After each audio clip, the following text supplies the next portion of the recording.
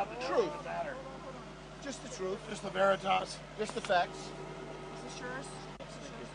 And that water is moving too. Which one? Hold that for a minute.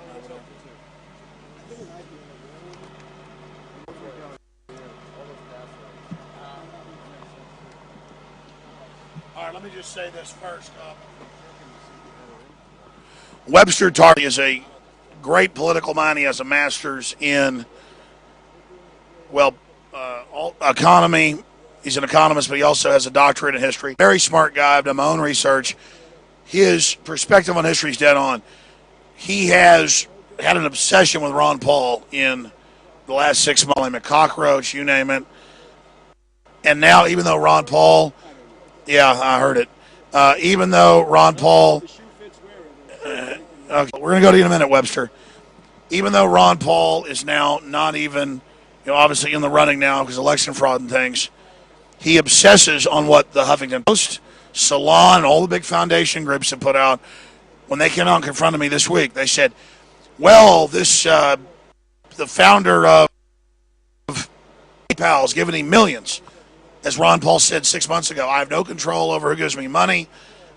Yes, one member of the Bilderberg group gives me money, but the rest of them tax him. They want big government for corporate welfare. But I like Tarpley, and if he wants to obsess over Ron Paul, that's fine. So you can go over that first, because I like Tarpley. Okay? But then I'd like to ask Tarpley about what he really knows about the first Russian in modern history at Bilderberg, Kasparov, all the things that means, the fact that no fan of Russia or China, but compared to our criminal government, there's no doubt the West is trying to start a thermonuclear war. There's no doubt they're moving weapons in. Medvedev and Putin have said they'll nuke the West. There's no doubt they're using Al-Qaeda in Syria. There's no doubt they took over Libya, and Webster had the courage to go there and cover that. I respect Webster for his courage. I really do, and I think that this Ron Paul obsession is a dead letter. But he wants to talk about it. We're going to cover it. So can we just spend 5 minutes on that? And then I really want to take on things that I know you're accurate on. But again, to say that one Bilderberg, because they want to co-opt the libertarian movement to try to privatize things, not real privatization, but have government takeover of something, and then corporations act as government. That's not what Ron Paul stands for. Webster's point, though, about Rand meeting with Mitt Romney, I knew that Romney and them were talking about that. I knew that was being discussed. And Rand told me on and off, he said, well, I won't compromise on my ideals, so that's the difference. I probably won't even get it. Webster sees that as total proof of a sellout. I know the system and the establishment demonizes Ron Paul.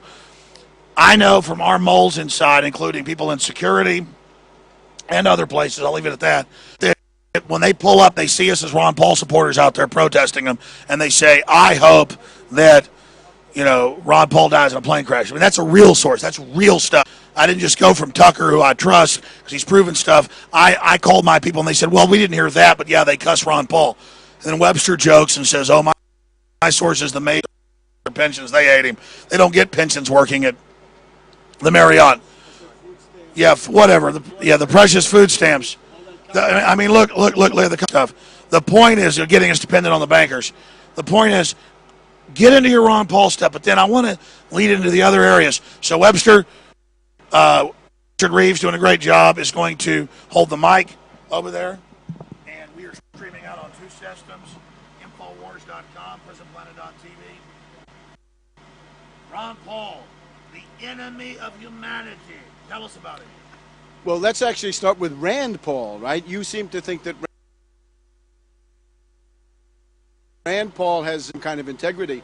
My information is that Rand Paul made a pilgrimage secretly to the offices of the Weekly Standard and essentially deal with William Crystal that Rand Paul would commit to being open to an attack on Iran, which he is in public. And it says that he's willing to entertain an attack on Iran, and that he would vote for economic warfare measures against Iran.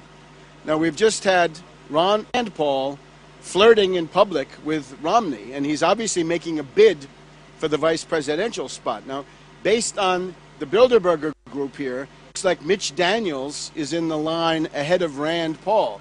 But even so, we should remember that the whole idea of the Ron Paul campaign was to get Rand as vice president. In other words, if you've been knocking yourself out, sweating blood, giving money bombs and whatever it is, to Ron Paul, you got to realize that the whole purpose of that is to get Rand on the Republican ticket for vice president, because even though he has no qualifications, he thinks he should be president. It reminds me of other people that we've passed.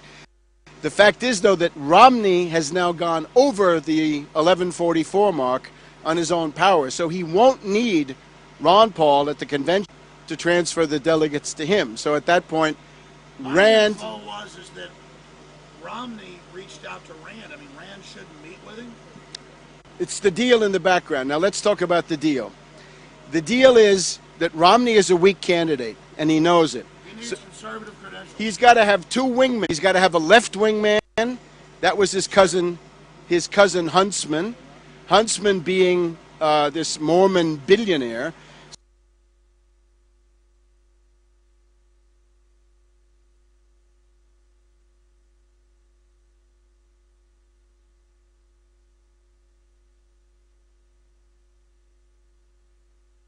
So Huntsman was the main purpose in those debates, was to run interference for Romney, to fend off attacks, and whoever was the main enemy of Romney at the time, whether it was Bachmann or Kane or Perry or Gingrich or Santorum, whoever it was, the main activity of Ron Paul was to attack Romney's main enemy at any given time.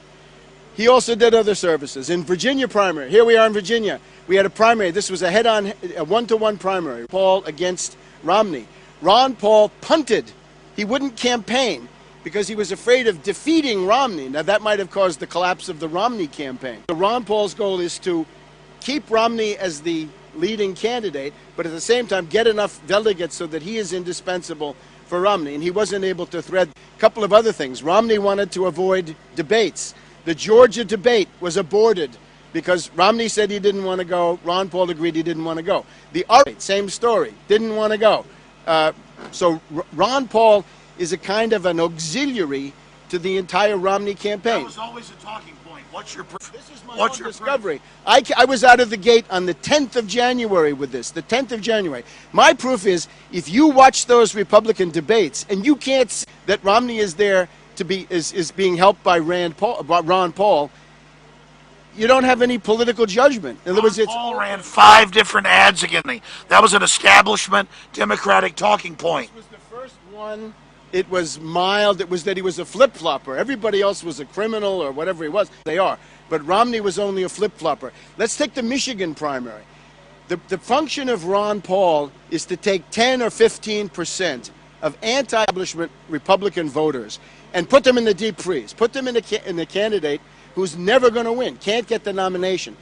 Romney's problem was that the Republican Party is maybe 40% people, country club, plutocrats, whatever, who would vote for Romney. That leaves 50-60% who would vote for an anti-candidate. So what Ron Paul does is take 15%, sometimes 17% of the anti-establishment Republican votes off the table.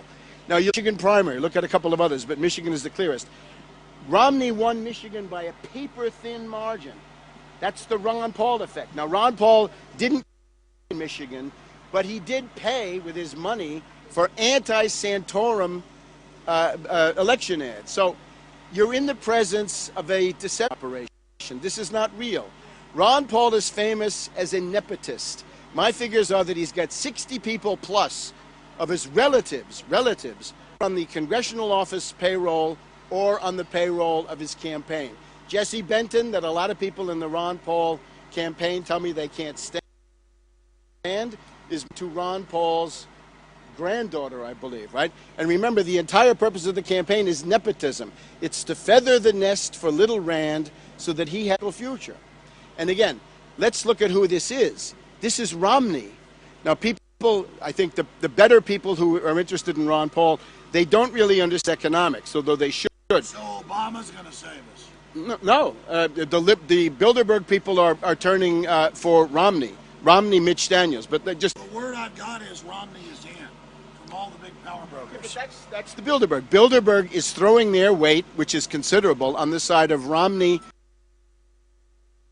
Mitch Daniels. But now you want to get me away from this this last point that I had. I'm not trying to get you away from anything, Webster. I came over here to interview Jim Hooker, and I nicely, you're my friend. I said I'd interview you. You were interrupting, telling me shut up, and now you're saying I want to keep you from the audience. That's bullshit. No, listen, that's bullshit. No. I'm just saying I'm interviewing you. I'm not trying to censor you, but I have views on all this. That's all. For heaven's sakes, I'm not trying to shut you down. Make your point. I want to get your point on Al-Qaeda, Syria, Libya, Russia, the Russian at the meeting. I want to talk about that instead of this obsession about Ron Paul. A vote for Ron Paul was a vote for Romney, and this is the tragic reality. And I sympathize with people who were duped in this regard. Remember, Ron Paul runs as an anti-war candidate, even though he voted for the Afghan war. You should remember, Ron Paul voted for the Afghan war. Like Kerry, he was for the Afghan war before he was against it. Now he's against it. Now let's look at Romney. If you're supporting Romney, what are you going to get? The biggest warmonger. Romney is out there saying that Russia is the main strategic enemy of the United States, and Romney is out there saying that he doesn't want the option to attack Iran on the table. He wants it in his hand. A vote for... Well, there you go, Webster. Ron Paul's a warmonger. 2 days after 9/11, he says, okay, use of force to Afghanistan to get bin Laden. Now you're saying he's a warmonger. He's been against all these damn wars. He voted for the Afghan war. Barbara Lee voted I think this is sophistic, Tarpley. I'm very embarrassed. Against it. Ron Paul voted for it. You look for a statesman, Barbara Lee is a statesman. Ron Paul didn't make the grade. The difference is you have a belief in the state to empower. Ron Paul doesn't. You're dodging the issue. If the big thing with Ron Paul is that he's against imperialist wars, how come he voted for the Afghan war? Where's the beef? Now, underlying all this, right? We're talking about the Mormons, okay? An important issue. The theology of the Mormons is that they are anti-black. The holy books. Yeah, right. The holy books of the Mormon Church say that the black population, Afro-Americans, are the spawn of the people who sided with Lucifer in the great battle in heaven. This was then taken away in 1978. I would say that Ron Paul represents the southern jurisdiction of the Scottish Rite of Freemasonry, which means the old Confederates. Mason first groups, some good, some bad. There's no proof of Ron Paul in Masonry. You are pulling out. Why are the globalists so upset at Ron Paul? The daughters are in the Rainbow Girls. The parents are all Freemasons. I think there's a pretty good case. Proof of that? They never produced the proof on that. You're going off rumors, Tarpley. And I think that's pretty good research. Anyway, let him. So now, I thought you liked the American system. I'm not endorsing the Masons, but George Washington, all those guys. Now, if you're a Mason, you're the devil. Not the devil, but when you put that together with the rest of this stuff, what I see a convergence between the Scottish Rite Freemasons, Mormonism, which is a religion which has profound Freemasonic overtones. It's a Masonic religion. Yeah, I think there is this element to it, yes. So, right now we have Rand Paul flirting with Romney in public, and if I were a Ron Paul supporter, my worldview would be crashing to the ground right now. After all that work and all sacrifices. Now, Alex, let me talk to you. Be sure that states' rights movement is destroyed. Let me talk, yeah. States' rights has always been a reactionary slogan. States' right, man. Only the federal supreme government will save us for Soviet recollectivization. Yes, only Sovietism will save us. Yeah, come on. This is serious now. No, I'm almost finished. I'm almost finished. If I could just remember what the last point was. 2.7. Oh. Brain buggus. Look, to talk then about Ron Paul's economics. Let's get down. The thing that got me going on, Ron Paul made a terrible mistake. He published his economic views on his website in the Restore America program. Now, Ron Paul, when he gets up on the stump, Ron Paul can dance and bob and weave and shuffle with the best of them. But when he puts the numbers on the page, let's look at the United States. You got about 50 people who, thanks to Bill Clinton, he said it's going to be slowly are phased in. No one can say independence has been successful. No.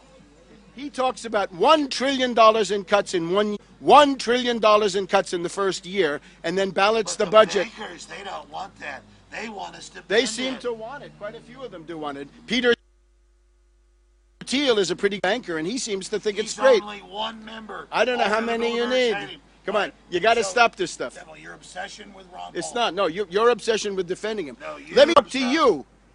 You are better than Ron Paul. You don't need Ron Paul. Let's take an issue like 9/11. You have stuck to your guns on 9/11 truth. Since you brought that up, Paul was asked 4 years ago about it, And again on January. and he said, well, he's been so busy he hasn't been able to deal with it, but he knows about false flag. Let me talk.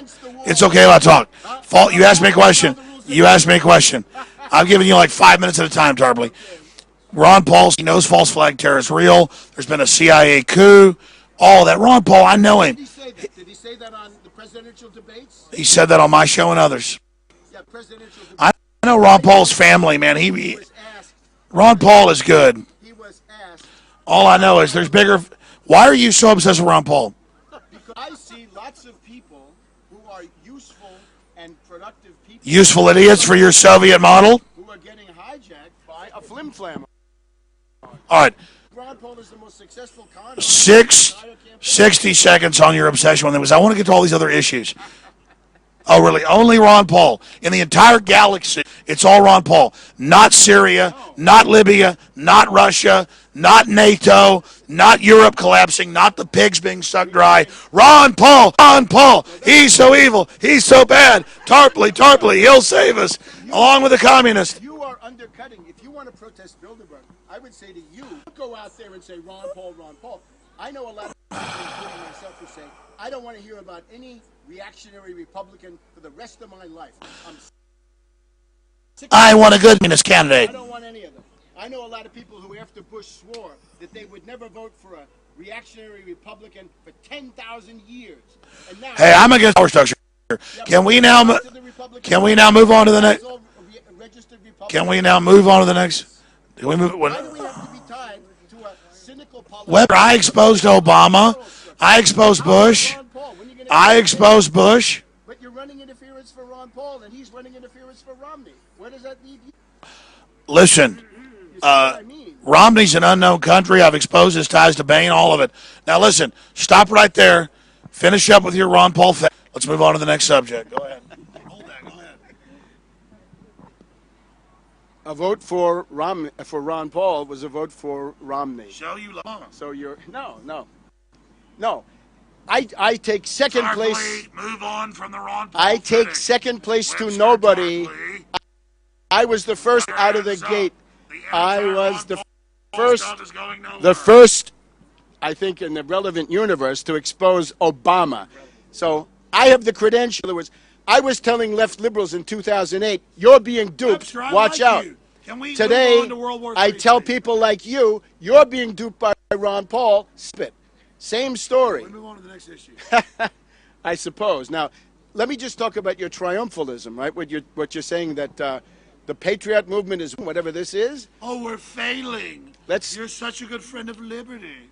Let's talk about something real. Live feed soon. You better get another subject.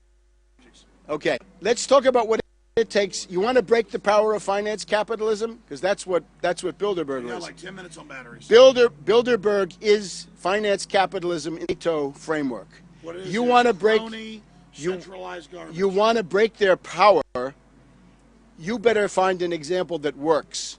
Now, Ron Paul doesn't work. Ron Paul doesn't work. Infowars.com doesn't work. Adbusters. Come on, you got to stop heckling like that. I'm just joking, Webster. Yeah, now I got to air this in. Get into the other issues. Yeah, We've I heard am. how bad Ron Paul is. So not Ron Paul and not Occupy Wall Street are effective. What is effective? Let's look at Greece. The Syriza movement of Alexis Tsipras.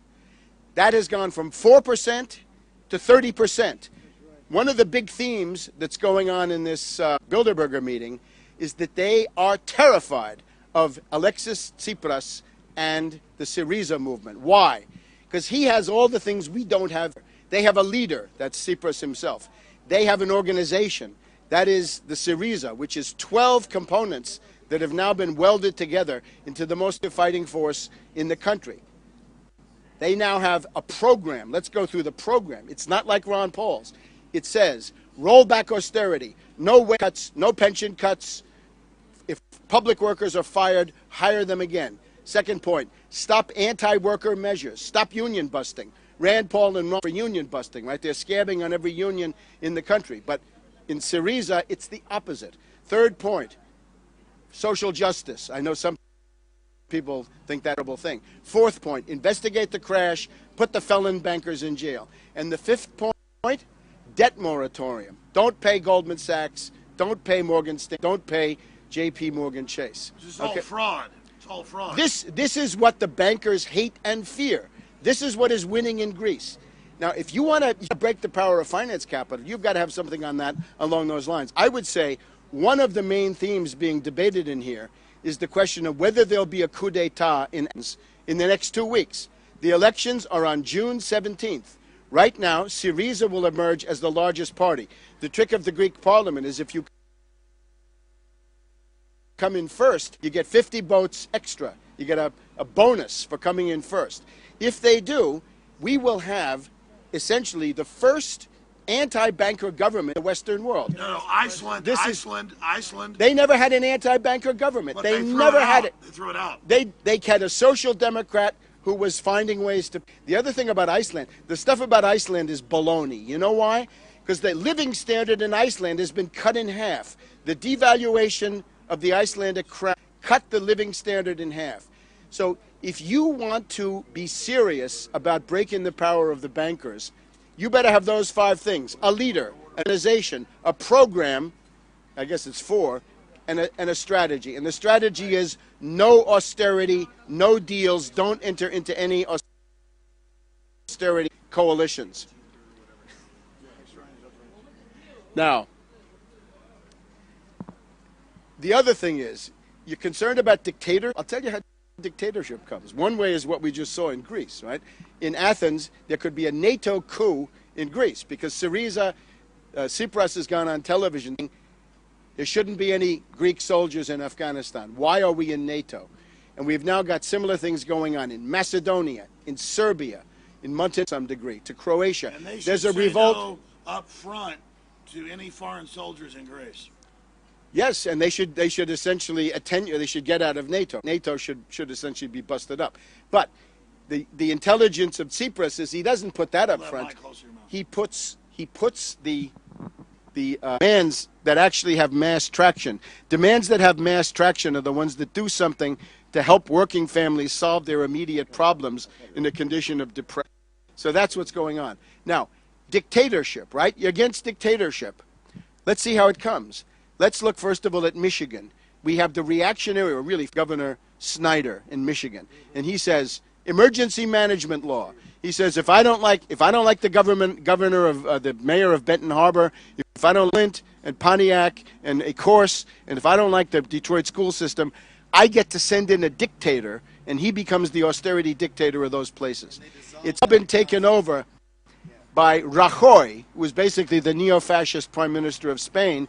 Rajoy says, if Andalusia, under the socialists, won't carry out my austerity decrees, right, and austerity, we know who's for austerity here, he says, I get to send in a dictator. Now, the worst one is Trichet, the former head of the European Central Bank, who's now on record saying, and this is a speech given at the Peterson Institute in Washington, Trichet says, if there's a that's not carrying out sound economic policies, we send in a dictator. The prime minister is out. The parliament is out. We dictate economic policy. Technocrats. Technocrats.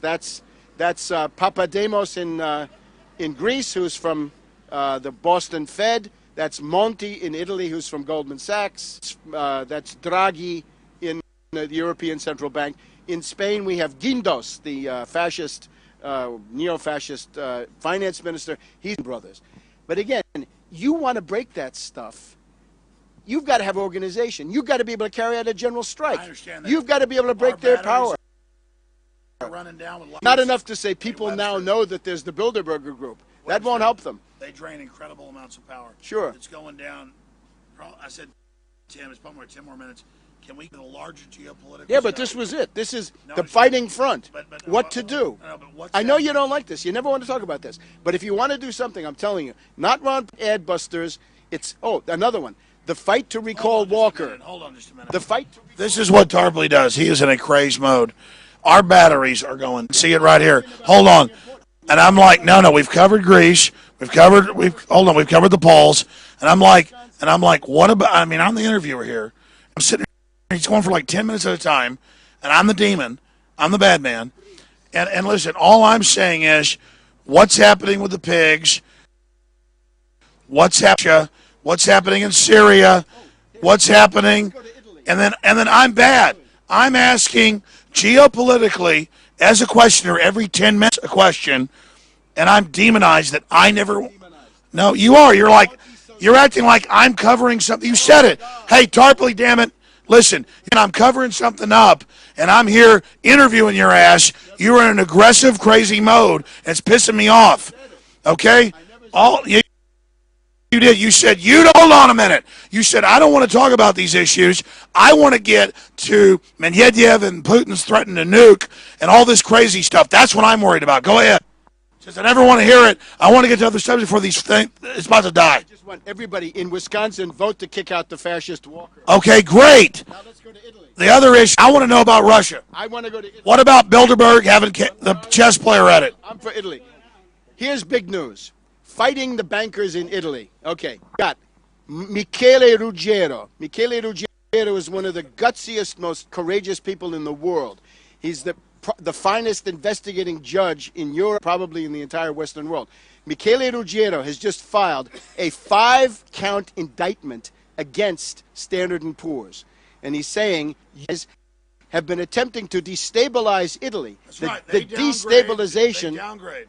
But this is now a magistrate, in other words, a judge who can issue indictments. He has completed his investigation, and he's got 5 or 6 members of the Standard & Poor's team in Italy. Now, this is fighting. Fight the banks. He's not. He is the government, but here's part of the government that's actually doing the work that needs to get done. Fascist. No, they're attempting to destroy his country. Okay, now concerning Bilderberg and their strategic discussion, the album is the BRICS, right? Brazil, Russia, India, China, South Africa, but in particular, the idea of a BRICS development bank. The BRICS development bank is, as of the last conference, now being created, and the idea there is to create a system of finance, clearing, and a development, a credit source that would be independent of the United States dollar. This is one of the things that the Bilderbergers undoubtedly discussed. I'm very skeptical of reports that don't focus on an issue of that magnitude. Now, we wanted to hear about Russia. Let's go to Russia. Actually, there are three Russians here that I can see. One is a representative of the Russian Academy of Sciences, who I think is probably pretty much the government. But then we have Anatoly Chubais. Anatoly Chubais is the expert of what? Privatization. What the school loves. Privatization. Deregulation. This is the mother of the oligarchs. In other words, it's thanks to Anatoly Chubais that we have Khodorkovsky, Potanin, Berezovsky, Guzinsky, Friedman, the rest of them. In other words, the state property of the Soviet Union was privatized to the nomenclatura, to the oligarchy, to these predators, and they have now constituted a state within the state. Right? We saw it in the presidential election. But Putin kicked them out.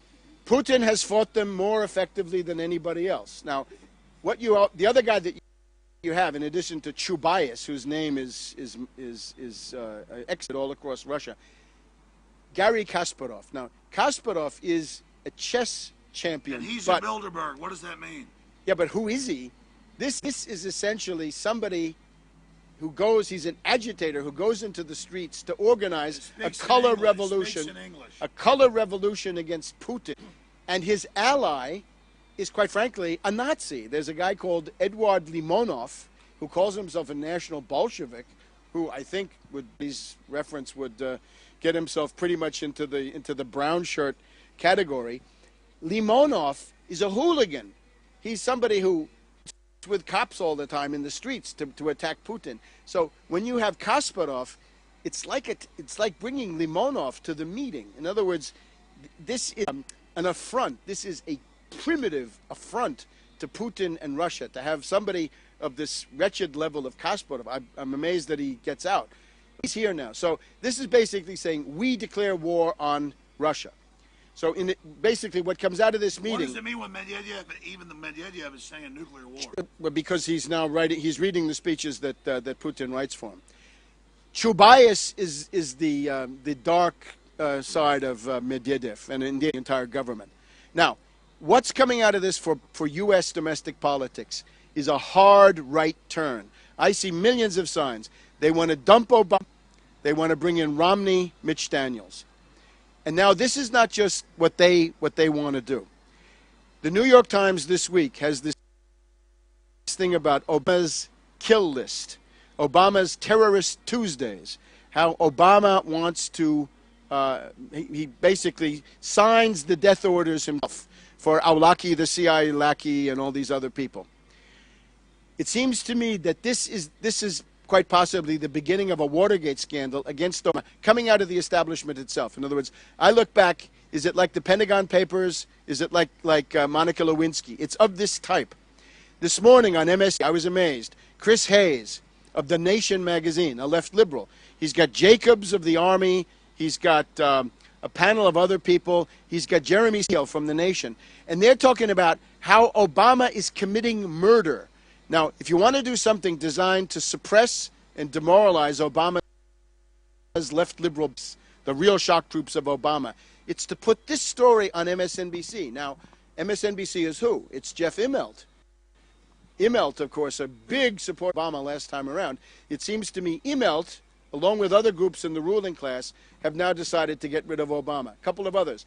You notice we're seeing the Washington Post and Politico talk bad about Obama. Yeah, it's growing. I mean, you can see that the political wind has changed. I smell Watergate, at least a scandal. Maybe not, but maybe. It's easy to do. It's complicated. Bill Clinton. Bill Clinton, great barometer of what the ruling class is thinking.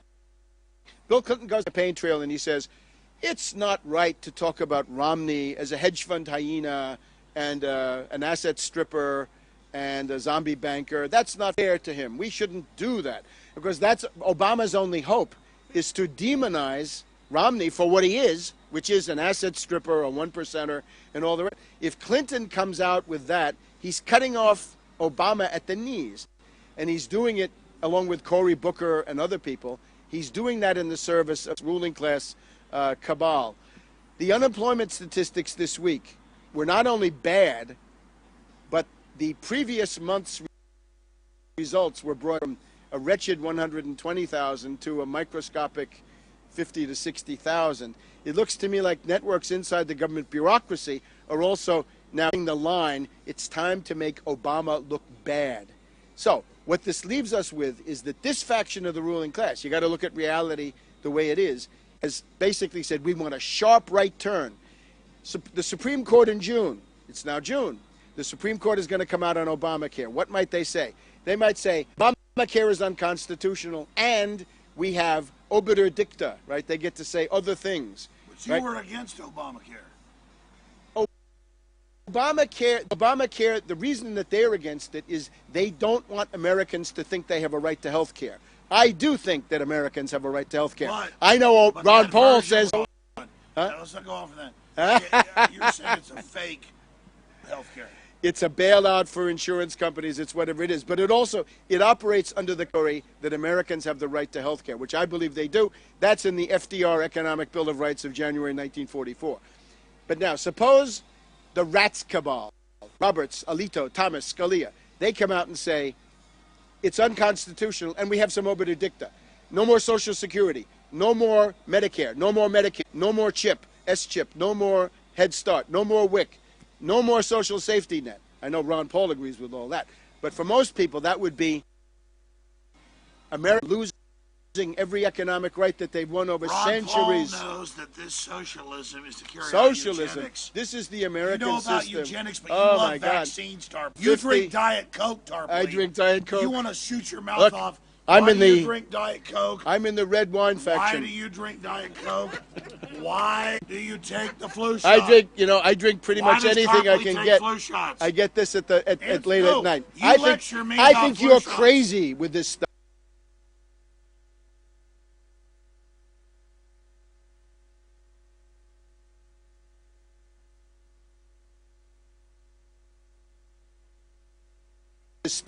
This is. Flu shot. I don't care about You this love your issue. flu shot. Hey, look, it's a smoke screen now. Come on. Oh, Come yeah, on. take your flu shot. It's a smoke It's screen. a smoke screen that your Yeah, kid's got come on. autism.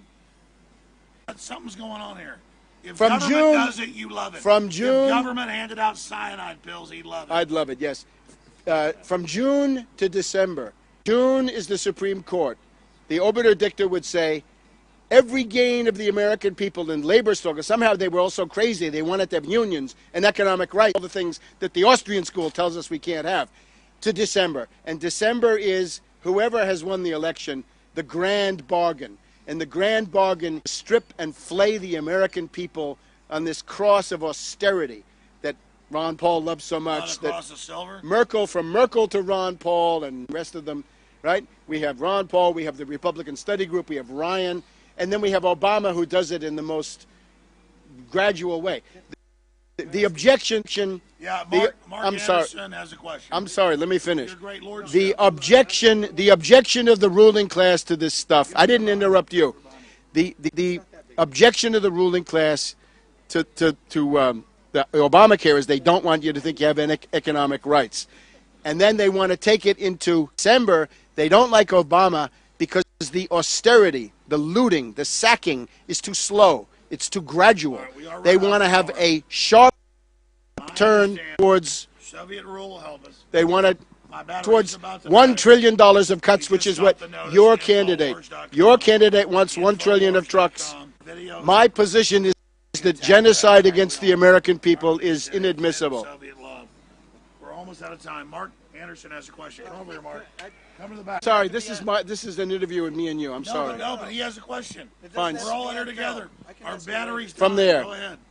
Well, why did Rick Santorum drop off quickly, so precipitously? I mean, I'm just curious. He was there, and he was actually on a crest, and then boom, he's gone. I'm just curious. The defeat of Santorum, well, you have to look at every debate where he had a chance. Ron Paul was attacking him because Ron Paul was the attack dog for Romney. And anybody who watched it should be able to that fact. So he was overwhelmed with all of that Tarpley, stuff. We're down to 5 minutes on battery. It's getting us notices. It's going to die. Hey, we've been on 5 minutes for We the are last on 30 bat- minutes. Thank you. What, you just denied our battery's dying? I don't know. It's been going on for a long time. Hold on just a minute. It's like the end of La Traviata. I'm done with Webster Tarpley. I'm going to be honest, everybody. He has accused us of assembling. Oh, come No, I'm on. done with you, buddy. It's over. Come on. No, it's done. Our batteries are dying. He's giving us notices. We never know what's going to die. He keeps saying we're making this up. You've seen us out on the road where the batteries die. He keeps giving us notices. It's about to die. I said, Do you have a please- card? No, please I get don't, the other sorry. points. He said that's made What's up your crap. website? I'm out. So, Tarpley.net. I mean, this is Tarpley.net? This is the Tarpley.net. You got incredible contact info insanity. on there? Tarpley.net. We Okay. come to interview. Contact. Let me tell you, it's very painful to be friends with Tarpley and to sit here and watch our batteries die. We're going off, Be your friend, not Ron and Paul. then he tells us we're making it that our batteries are dying. Hey, he gave us a 10-minute notice 20 minutes ago. It's about to die. Just said 2 minutes, Tarpley. So we'll watch Tarpley talk on the video. I know, but you just accused me of lying, man. That's pretty incredible. Here you go, Tarpley. I thought you were a great kidder. You were always a great kidder. You always loved. Brainbug.com. But our batteries are about to die. Go ahead. Go You ahead. lost your whole sense of irony. You lost because Ron Paul has dragged you No, into this you're abyss. saying our battery said.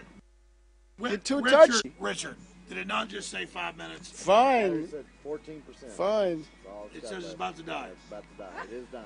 It I is don't dying, know. okay? Go ahead. I'm here to the bitter end, Alex. Tarpley, I like you. Let me tell you something.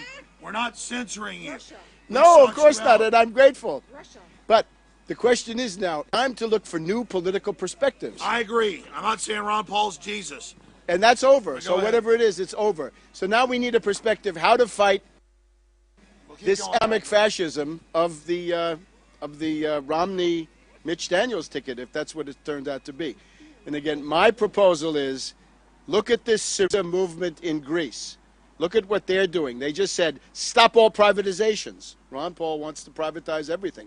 Look in the Restore America program that Paul put on his website. In there, you'll find his plan to cut 2/3 out of the food stamp budget and 15% out of the Pentagon structural budget. I thought it was supposed to all come out of the defense budget, but no. Suddenly we find that it's the social safety net that gets savaged, and the Pentagon gets nicked a little bit. This is worth looking at. Other than that, I would appeal to people again.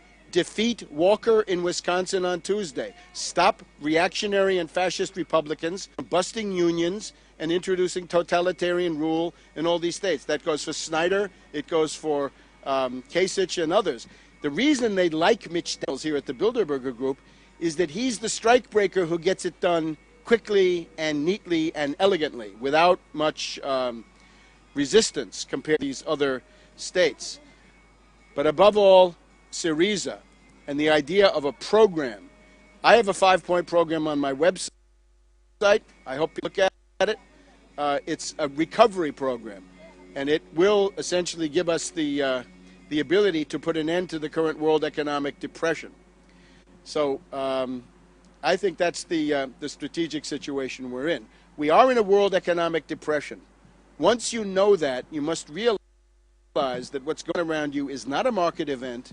It is not a normal boom and bust cycle, but it represents a breakdown crisis of the entire world economic system. People right now can see the United States is mired in depression. Europe is sinking rapidly into a depression that is probably getting already as bad or worse as the United States. China is slowing. India is coming under pressure. The world is going into depression. This ought to indicate the need for a recovery program, not the free market.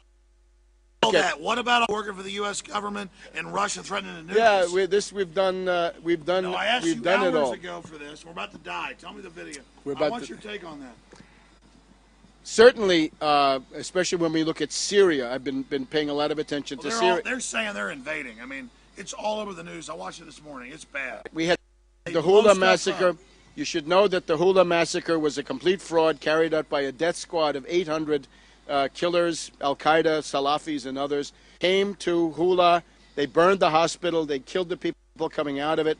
And then they went around and killed citizens of the town who refused to join in their civil war with Assad. So the death squad thesis concerning Syria, I think, is amply confirmed. We just had Putin going to Merkel, Putin going to Hollande. Hollande is turning out to be a much weaker sister than he might have. He seems to be at least flirting with the idea of the French leading the attack once again. That has to be watched. On this side, the practical side of it is the Walter Jones resolution in the House of Representatives, the one that reminds Obama that if he starts another war, he will be impeached. I think That everybody Ron Paul has to. co-sponsored. That Ron Paul ignored for 3 months and then grudgingly co-sponsored. No, he co-sponsored. I would like to hear Ron about. Paul co-sponsored. I would like to Ron hear. Paul co-sponsored. I would like to hear Let's about. just be honest, Tarpley. Let's hear. Does Ron Paul include that in his speeches on the campuses? In his stump speech? No, he No, should. he doesn't. He should. All right, fine. So these are significant problems because I think that's the leading edge of resistant war here inside the United States. Syria under the gun, and of course, if that happens, then that involves possible confrontation. But that is the attitude that I see coming out of this Bilderberg. Savage, genocidal austerity at home, perhaps cutting 25 to 30% of the American standard of living now with these new measures. The ruling class seems to be orienting towards this like iron filings to a magnet. The Supreme Court is likely, again, not just to say you have no right to health care, but you have no economic rights of any kind. And take that then all the way to December. It is comparable to what we had with Carter. When I started attacking Obama in the spring of 2008, actually in January 2008, I said Obama at that time was a creature of the Bilderberg Group and the Trilateral Commission. and he would essentially be a new Carter. After Carter, the failure of the Carter administration was so catastrophic that we had 20 years of a reactionary nightmare under Reagan, and so forth. Now with Obama, if this pattern holds up, we may be going into a similar reactionary nightmare. And that's, again, where we learn that we cannot, if we're not crazy, we cannot try to save ourselves in some faction of the Republican Party. Rather, we've got to take up the mass struggle methods of Syriza. And remember, that all started here in Madison, Wisconsin, back in February of last year. That's where the mass strike started. So the mass strike dynamic is abroad in the land. Mass strike is great, but it doesn't solve anything. You've got to have those ingredients, right? Organization, leadership, program, and a strategy. If you have those, the strike can win. Without them, you fail. So all of this other stuff, chasing after ruling class candidates this way and that, no. Chasing after 20-year congressmen, 10 congressmen, or all sorts of other individuals, this is pointless. The goal has to be some kind of independent force outside of the two political. I would invite you, above all, break with the two political parties and start creating an independent force outside. Programmatic, class like Syriza, hard-hitting, fighting for working people, having demands that enjoy mass traction. Not process reforms, not stuff about the free market, to help working families who need to pay the rent, stop a foreclosure, pay the tuition bill, get their food stamps, survive. There are 50 million who won't have dinner tonight if it's not for food stamps. The answer to that is not to destroy food stamps. It's to create 30 million new productive jobs. So the realm of economic program opens up before us as the area where people have got to get busy and go to work. Why are they trying to start a war with Russia? Well, if you look at the need of the Wall Street and London-based financial system, it is that they have to carry the process of primitive accumulation, of looting, sacking, super exploitation. This is the logic that leads you to a concentration camp, right? It's the concentration camp on the installment plan. The reason that we had the Arab Spring was that those governments, whatever they were, that have now been largely destroyed, were some kind of barrier. They were able to say no to the bankers at some point, or might. Russia and China are able to say no. Beyond it, with the BRICS, with the process of the Shanghai Cooperation Group and the BRICS organ on the other side, we have the actual attempt to create an alternative world monetary system that would be independent of the dollar. So that is the offensive. In other words, the defensive part is key with the Arab world. The offensive part is key for these countries that we're mentioning, right? China and Russia in particular. And we've also got people in other parts of the world, right? In the Balkans, as I said before, it's not just Greece, but Serbia, Macedonia, Montenegro, and Croatia to some extent are all gravitating away from NATO. They'd like to be in the European Union. I also have to say that what some of you were saying about the euro, I think, was profoundly wrong. The people who support the dollar, the U.S. bankers, and those who support the pound, most British, want to destroy the euro. The goal is to destroy the euro. I regard the euro as a line of defense. The euro is like a convoy. The Anglo-American hedge funds are sending wolf packs into the North Atlantic. They want to destroy stragglers. Any country that drops out of the euro will be destroyed. It'll be. If it's the Greeks, their currency will be driven into the center of the earth. If it's Germany, their currency will be driven into intergalactic space. In both cases, the living standard of the country and their exports are destroyed, especially with Germany that lives off exports. So the idea that the Bilderbergers want to defend the euro is crazy. The Bilderbergers are the shock troops attacking the euro. They're the ones who use credit default swaps against Greek, Portuguese, Irish, and so forth. And now that's where we get back to our friend Michele Ruggiero, because we've got another example of fighting. If you're a government official in this country, look at Michele Ruggiero. There's a model of intelligence and courage. Indicting Standard & Poor's, right? Here we have the Republicans saying, oh, Standard & Poor's downgraded Obama, you're responsible. In France, we had the same thing, right? Everybody's worrying about the grade, right? La note, they said. What's your credit rating? This is despicable. Great nations don't grovel in the bankers ruling countries by rating. Yeah, but it's also it's propaganda, and as Michele Ruggiero writes in his indictment, it is the attempt to destabilize and destroy Italy using essentially what he's arguing. I mean, I haven't read the entire indictment, but he seems to be saying Standard & Poor's is an agency of the intelligence community, and it's carrying out these attacks. So those are some examples of struggle that meant, but you're not going to find it inside the Republican Party, no matter who your guy is. All I know is, Tarpley, what about Russia? Why is Russia threatening nuclear attack? Yeah, these are essentially warnings that have to do with two things. One is the installation of the anti-ballistic missile system. One of the worst things that happened last week was Hollande, the new Prime Minister of France, president, said he wanted to change things compared to Sarkozy. Hollande is open to the anti-ballistic missile system on French territory, right? Quelle honte, quelle honte, quelle honte. What a shame. What a horrible thing for France. Otherwise, it's in Poland, Romania, some other places. The Russians rightly feel that this is a first strike system. In other words, it's designed to have the U.S. launch a first strike, and then the disorganized Russian second strike is dealt with, shot down by these ABM things. Doesn't really deal with Iran. It's a step towards a first strike. Putin just went to Belarus. Take a look at Belarus on the map. It's an absolutely key country.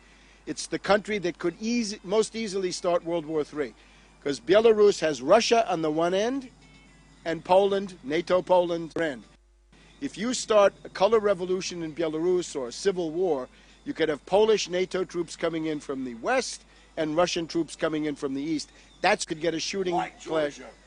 Yes, although there you don't have NATO immediately present, because Georgia was never a member of NATO. NATO was involved into the next. But I'm saying, if you want to see the immediate clash of the two alliances, Belarus, that's where Putin went. So that's Lukashenko, the last dictator in Europe.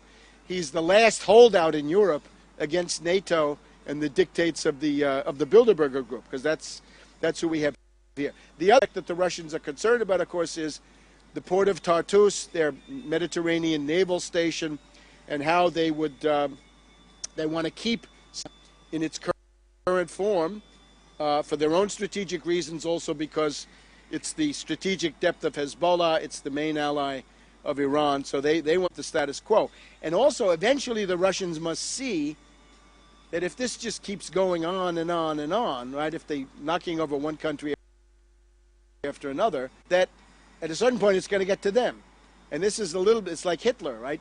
If Hitler is knocking over Poland, Czechoslovakia, Poland, and then France, eventually it's going to get to you, British, or you, whoever, well, the Soviets in that case. So I think they've understood that, right?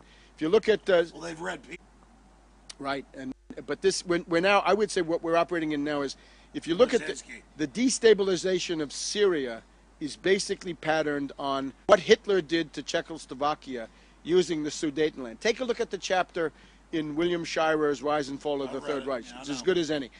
It's basically carrying out terrorism. Now, Hitler foments terrorism in Czechoslovakia, and then he turns around and says, I got to intervene to restore order because my German minority is getting treated bad. The most recent one, though, is different.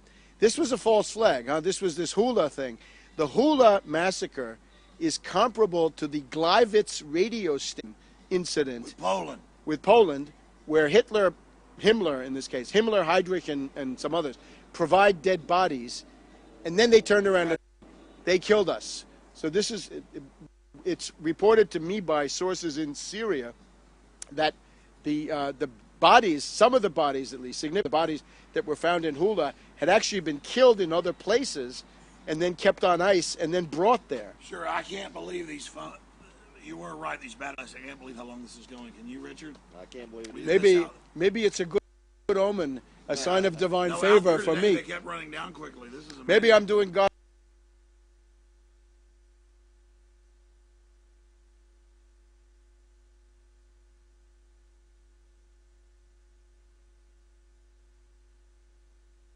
God's work after a world war immediately, to Poland, which did lead to a world war. And then the other thing is the Spanish Civil War that some of your other guests had been saying. In other words, I don't share this triumphalism that there's some movement that's winning against the bankers. I don't see it. Again, But if you, the judgment on we're that. getting record numbers out. You Yeah. say it's not positive. Can it's not you, good. it's positive, but is it enough? Can you shut down the United States with a political general strike? That was always the question. We thought this, you remember, you were in the middle of it, 2007. If Cheney started war, what's the answer? A general strike? The Socialist International of 1913 said, if the power start a world war, we will respond with a general strike. Unfortunately, they didn't. There was Jean Jaurès of France who We're at wanted 4%. to. We got 5 minutes. Well, 4% is where Caesar started, and they went to 30%. No, we're almost out of power. I You just know, told us. You just I know, told but us. maybe there's something in that too. So, break the power of finance capital. Public opinion alone won't do it. It takes organization, Alex. This is the thing I would stress the most. Organization, important, but above that, there's got to be an organized mass phenomenon, not tied to the political parties, not tied to the ruling class in any form.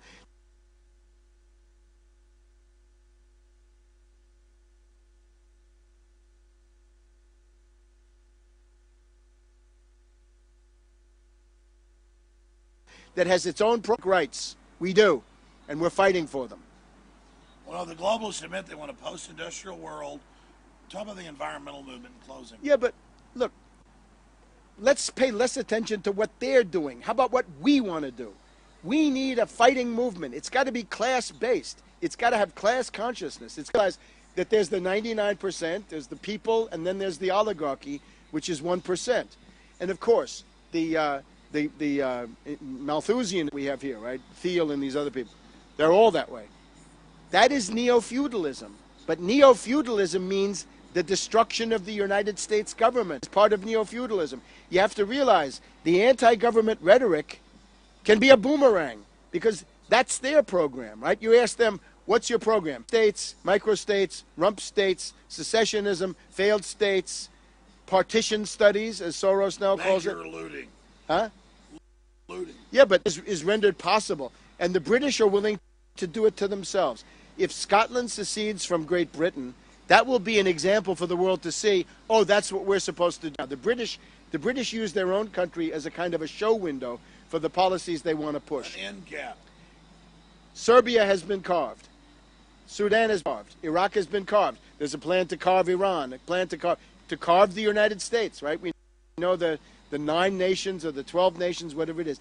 Anybody flirt that stuff Global corporate rulership. with the IMF and NATO above and all these petty states, impotent, squabbling little things that can't resist J.P. Morgan or Halliburton or ExxonMobil or whatever it is. So, again, Syriza, on the 7th of June, if they become the government of Greece, we will have an example. We already have an example, right? Just to have that program. Tsipras was on TV the other night for hours and responded. And this is building a movement. This is not just opinions. It's not a bunch of atomized individuals. So who is Tsipras? It's a He's so fighting great. force. Young, In his head. that's the big danger. I've tried to point this out. Young guy in his mid to late 40s, comes out of, I think he's probably started in the Communist Party. Communist Party did entrism into another group. Communist Party left. He stayed behind. He said, goodbye, commies, not with you. And he's had to punch them down because they want to bring their traditional Marxist demands, and those are not the ones you want to have.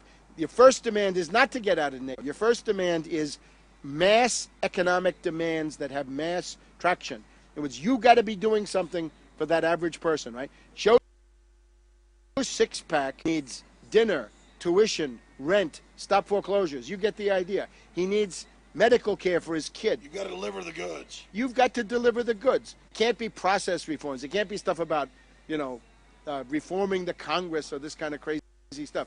It's incomprehensible. Even Glass-Steagall. Glass-Steagall is a great It's got to be tangible. Glass-Steagall is a great demand, but this is mystifying for the average person. What do I care whether two banks are together or separate. It's a very issue in reality. But the average person, the leading edge has got to be, I want to assert your economic rights and help you to assert them.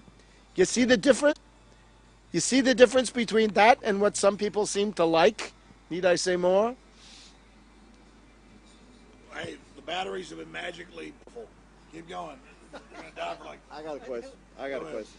Webster, what American leaders do you see on the horizon that fit the bills that you're talking about? Or do you see any leadership at all that give you hope? Here's what I say. Break out of the passive consumerist approach to politics. I have people sending me emails saying, who should I vote for? Who should I vote for? I would say, get yourself out of that mentality. Politics is basically a full-time job, or at least it's a pretty good hobby. It takes a lot of research. What you got to do, but it takes mass struggle. If you're in any of those states, if you're in Wisconsin or Michigan or Ohio or Indiana, fight Mitch Daniels. If you're in other states, right, in California. See, just died. It's dying. Look, dying. Okay. This is still feeding. Finish your statements. Okay. Half the audience. Go ahead. Where was I? What leaders? Yeah, look, mass struggle. Elections, presidential elections, that's all well and good if you got somebody, but we don't have anybody, won't have anybody. What can you do to change things? In California, Jerry Brown, he wants to cut. He's an austerity ghoul, and he's a total austerity ghoul. You know what you got to do with Jerry Brown? You got to take the Wall Street sales tax and ram it figuratively down his throat. In other words, Jerry Brown, you are not going to touch any economic rights of any American unless and until Wall Street pays a 1% across the board Wall Street sales tax. The Wall Street sales tax is coming in Europe. It's called the Euro Tobin, and we want it. The Occupy Wall Street failed to make the Wall Street people pay for anything. Hit the Wall Streeters where it counts, in the La Banza. Make them pay 1% on all their turnover. You want to have micro trading, high frequency flash trading? You want to do 1 million trades per second? Great. 1% goes in the federal till. Half of that goes to the states. That way we can maintain the social safety net. Wall Street pays. They have a technocratic banker fraud. Let's tax their technocratic banker fraud. In other words, the problem with Occupy Wall Street is they want to complain. They're a bunch of anarchists. They want to sit around and complain. The Occupy Wall Street program comes down to, let's have a hippie commune in the park. Well, Soros that's no good. runs that. It's a fake opposite. More or less. And ad busters, don't forget them. And Graeber the anthropologist. We just saw them cavorting with Lord Julian Assange, the CIA limited hangout artist, unfortunately, on one of these television stations that people may see. We're told that we're supposed to be happy about Occupy Wall Street because they changed the conversation. Who's about the conversation? We want power. That's another point. Protest is for wimps. Revolutionaries want power. So unless you have something where your politically leads to some hope for power, you're spinning your wheels. It's too late in the day for this stuff, right? Education and changing public opinion, all necessary, but it's got to be on the path to seizing power. And protest is simply, if that's the end in itself, it's impotent. Illustration of your goal. Alexis Tsipras of Syriza. You got to find it where you can. But protest isn't impotent. It's an illustration of your goal. Yeah, fine. But it's too late for this now. You got to protest. Say that in your own words. Illustration of the goal. He says it's the goal. I say it's too late for this now. We've got to get power. Protest is not enough. The goal of political activity is a revolution. Power. That's what these poor kids in Tahrir. The kids in Tahrir couldn't get it. The kids in Tahrir thought a revolution is where the army takes power. In closing, talk about how big it is to have Kasparov at this meeting, one of the first Russians. It is a calculated insult. It's an affront to. It is an unfriendly act. Normally, the U.S. ambassador in Moscow would be called to the foreign ministry saying, why did you commit an unfriendly act by getting that agitator, that friend of Limonov and the National Bolsheviks, into your country and giving him that kind of prominence? Yeah, well, he's really a Brzezinski puppet, because Brzezinski is the specialist in the color revolution inside Russia. The other one, I was wondering if they'd have Navalny, right? Alexei Navalny is this other. He's the great Russian leader who's from Harvard, Cambridge, Yale, and he's now the Nemtsov. Nemtsov is I can't avoid it, right? Nemtsov's program is about Paul. Privatize everything, deregulate everything, austerity for the masses. I'm sorry, it is. If most people look at Ron Paul's Restore America, that looks like IMF shock therapy to me. Hold the mic up. That looks like what the IMF is trying to do to Greece, right? The people who have been striking in Europe against austerity. Can you make the connection? In other words, somehow we're supposed to believe that the second coming of Jesus Christ is a guy who says, I want to cut $1 trillion from the budget. Well, no. And everybody in Europe, any trade union can tell you, that's baloney. Huh? Or what? What is all this Russians threatening nuclear war? That's unprecedented. It's the anti-ballistic missile question that I mentioned before, and on Syria and Iran. 3 minutes left. The other one did die. What's happening with Syria where they use Al-Qaeda? What is happening with the announcements on Saturday shows that war is on? Yes, I think we may be close to it. I don't know, and we've been to the brink with Iran several times, right? Many times. Syria. But now with Syria, right? It's the same thing. Is it real? Is it not real? Is it war? Is it a bluff? Leads to war by miscalculation, and so forth. The death squad, what I'm citing is the official Syrian investigation carried out by Brigadier General Suleiman. They had a press conference. I happened to see it on Chinese TV, CCTV. They showed the Syrian general saying their finding is that a death squad of 800 killers came into the town of Hula, attacked 2 military bases.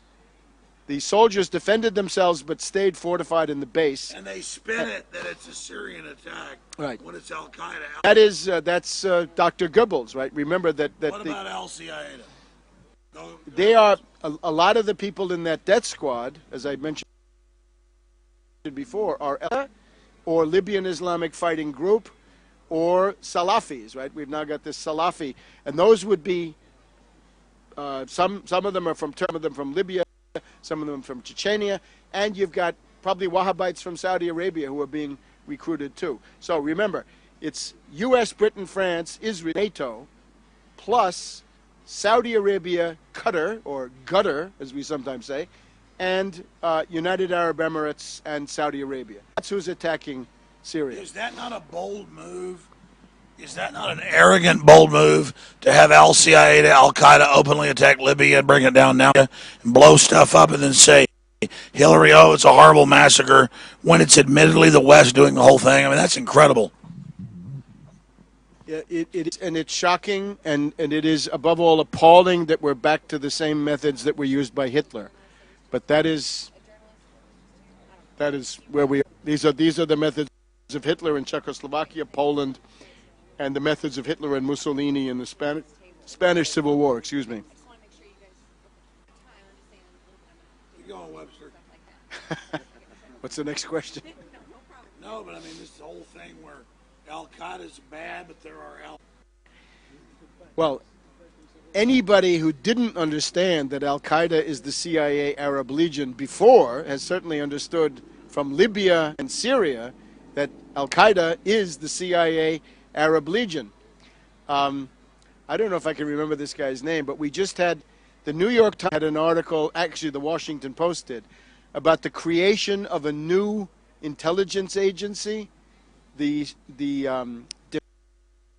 Defense Strategy Agency, I think it's called, and it's run by a Deputy Secretary of Defense who goes back to the formation of Al-Qaeda with Brzezinski and Gates in Afghanistan in the early 1980s. His name, unfortunately, given the late hour, is escaping me, but He is currently serving in the government, and he represents that great tradition. So they know all the use of irregular forces, mujahideen and so forth, from Afghanistan till now. And that has not changed. Maybe somebody else would like to. No, we're almost out of time. Slide. Hey, Webster, you said we were censoring you. Closing comments on the state of the world.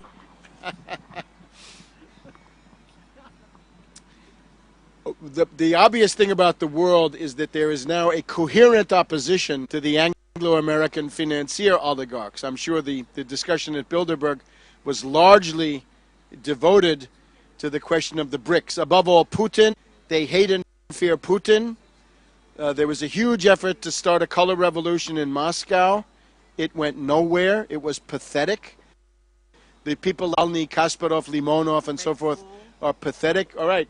Michael McFaul. This was, you remember that the attack on Libya was run by the power from the White House, along with Michael McFaul from the National Security Council, the White House.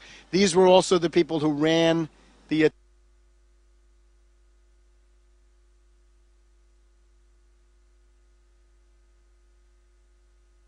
I compared that evening. I was invited on RT. I compared Putin's return to power, Franklin D. Roosevelt winning a third term in 1940, when the question there was, would Hitler dominate the world, yes or no? No.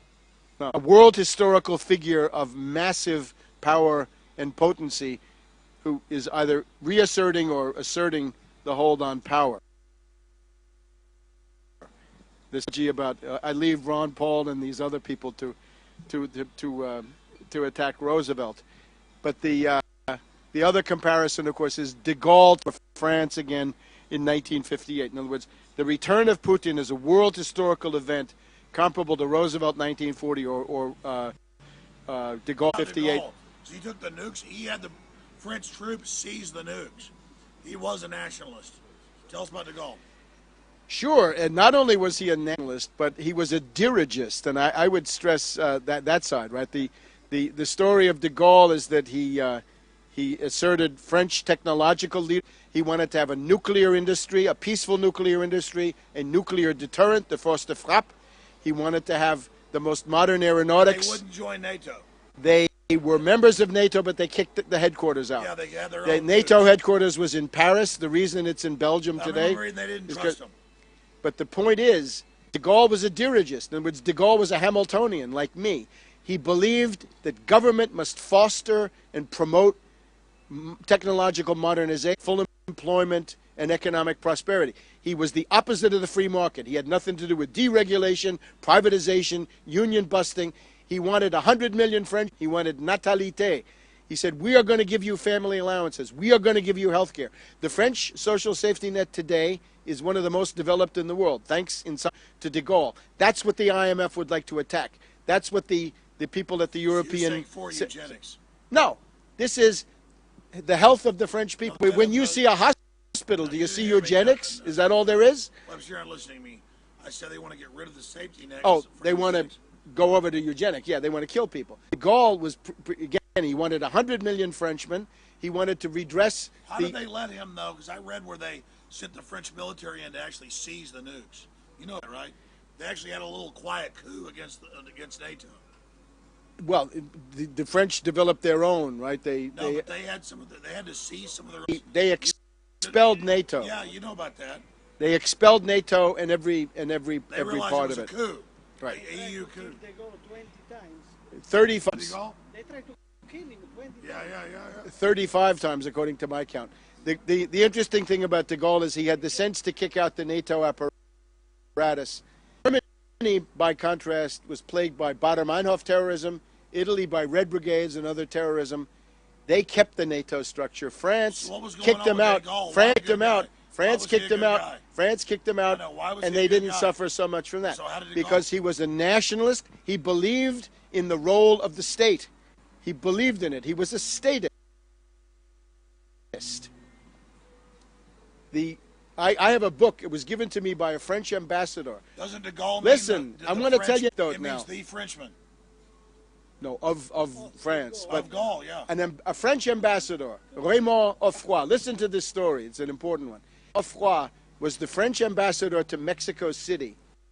He was the one who brought de Gaulle to the state visit in Mexico.